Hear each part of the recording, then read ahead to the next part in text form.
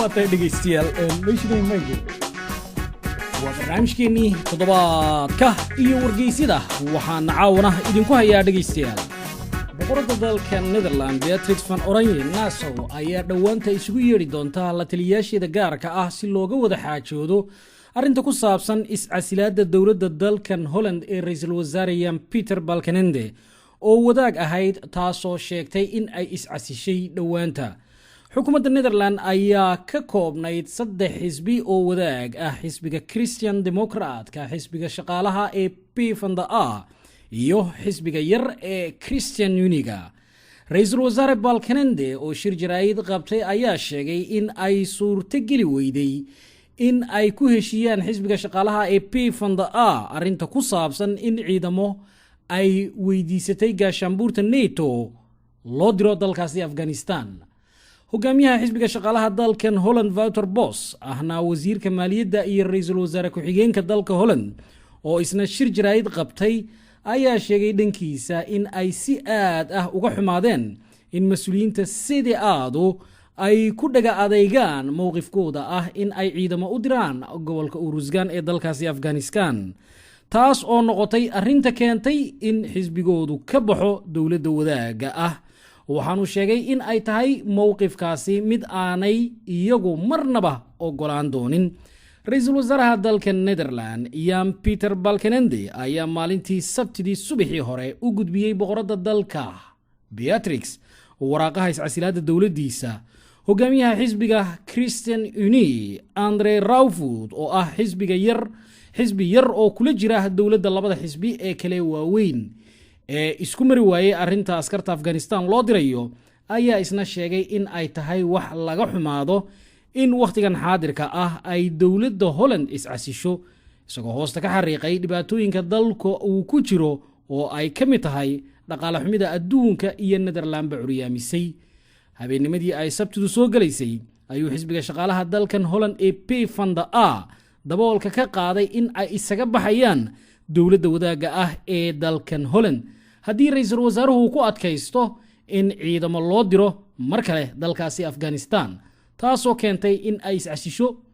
saacado kadib dhammaan dowladda dalkan Holland ee uu hogaamiyo ra'iisul wasaare Jan Peter Balkenende ilaa 20 askari oo u dhashay Netherland ayaa lagu dilay dagaalada Afghanistan tan iyo markii gaashaanbuurta NATO ay gashay dalkaasi xisbiga shaqaalaha ee dalkan Holland ayaa si aad ah uga soo horjeeda in mar kale ciidamo loo diro dalkaasi Afghanistan sidaasna waxa lagu soo qoray dhageystayaal The Telegraph oo ka soo baxa dalkan Holland madaxweynaha dalkaasi Mareykanka Barack Obama ayaa toddobaadkan aqalka cad ee Mareykanka looga taliyo kula kulmay Dalai Lama oo ah hogaamiye diimeedka Tibet inkastoo ay Beijing uga digtay Mareykanka in uu si sharaf leh loo soo dhaweeyo mas'uulka diinta ee Tibet afhayeen u hadlay aqalka cad ee Mareykanka Robert Gibbs ayaa sheegay in kulankan madaxweyne Obama la qaatay Dalai Lama ahaa mid muddo saacad ah socday waxaanu sheegay in ay ka wada hadleen sidii dowladda Shiinaha loo saari lahaa cadaadis si ay uga qaado gobolka Tibet xayiraadda xagga diinta waxa kaloo ay ka wada hadleen madaxweyne Obama iyo Dalai Lama in ay dhinacooda reer Tibet joojiyaan colaadda kana shaqeeyaan sidii ay dowladda Beijing ugala hadli lahaayeen xal looga gaadho dhibaatooyinka shaqaaqo ee ka jira gobolkaasi Tibet oo uu Shiinuhu xoog ku haysto Shiinaha ayaa si adag toddobaadkan horaantiisii ugu digay madaxweynaha Mareykanka in uu qaabilo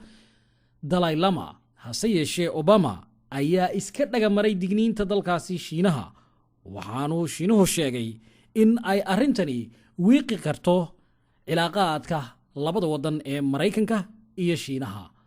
waana markii labaad ee muddo 2 toddobaad gudahood ee Mareykanku ka cadhaysiiyo mas'uuliyiinta siyaasadeed ee dalkaasi Shiinaha kadib markii ay dhawaanta Mareykanku hub ka iibiyay dowladda Taiwan oo ay Shiinuhu weli u arkaan gobol iyaga ka mid ah oo ishubaynaya toddobaadkan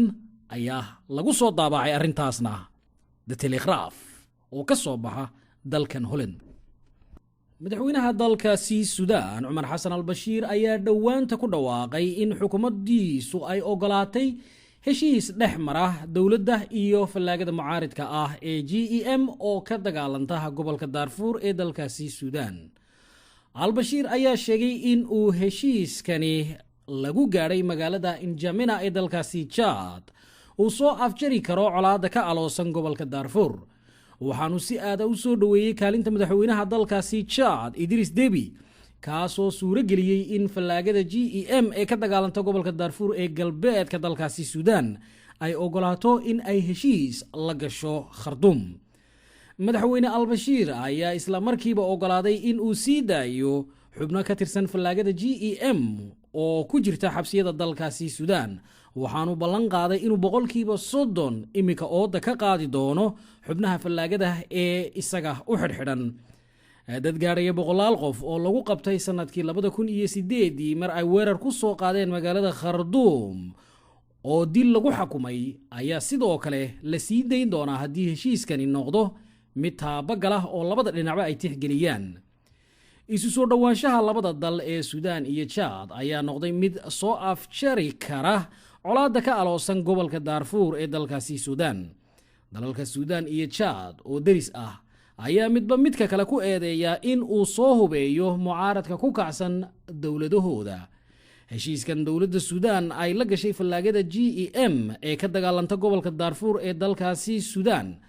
ayaa wax yar ka dambeeyay dhawaanta markii ay maxkamadda dambiyada dagaalka ee fadhigeedu yahay dalkan Holland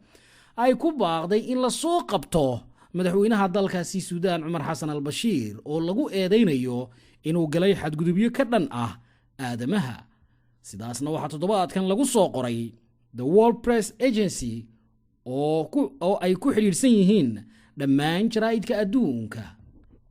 ninka ugu awoodda badan dalkaasi Eritrea Isaias Afwerki oo u warramay wargeyska Masawa ee ka soo baxa dalka Suudaan ayaa gaashaanka u daruuray eedeymaha istaba joogga ah ee loo soo jeedinayo xukuumaddiisa, waxaanu sheegay in aanay jirin wax xidhiidh ah oo ay la leeyihiin xooga ku kacsan dowladda ku meelgaadhka Soomaaliya kana soo horjeeda joogitaanka ciidamada nabad ilaalinta ee Afrika ee AMISOM. madaxweynaha Eritrea waxa uu wareysigiisa ku sheegay in ay been abuur tahay wararka sheegaya in Eritrea ay taageero militari siiso xooga la dagaalamaya dowladda Soomaaliya.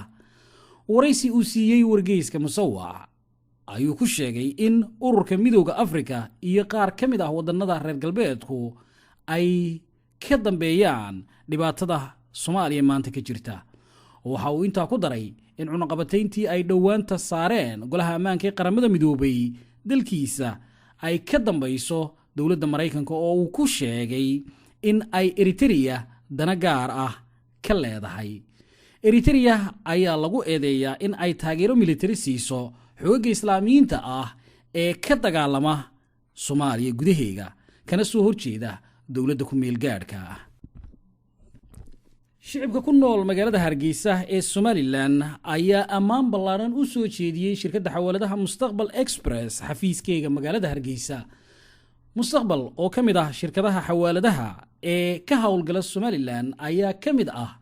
shirkadaha ugu dhaqsiyaha badan xagga dirista lacagaha iyo qaadashadaba. xawaalada Mustaqbal Express oo ka mid ah xawaaladaha sida aadka ah uga howlgala caalamka khaasatan wadamada geeska Afrika ayaa si lixaad leh ugu soo xoogeysanaya magaalooyinka kala duwan ee Somaliland iyo gobolkaba. xafiiska shirkadan ay ku leedahay magaalada Hargeysa ayaa ah mid si weyn loo amaanay bariyahan dambe, waxaanu leeyahay macaamiil badan oo ku xidhan kuwaas oo xawaalada Mustaqbal lacagahooda ganacsi ku aamina sii mariyana. qaar ka mid ah ganacsatada magaalada Hargeysa ayaa ku aaminay lacagahooga Mustaqbal kana qaata marka ay tagaan dalalka ay ka mid yihiin Dubai, Suuriya, Malaysia, Hindiya iyo Shiinaha si ay goobahaas uga soo iibsadaan badeecadahooga kala duwan. isku soo duubo shirkadda Mustaqbal ayay astaanteedu imika tahay hadda dir, hadda qaado, xaggee lagaa helaa, miyi mise magaalo. cajabay cajiib.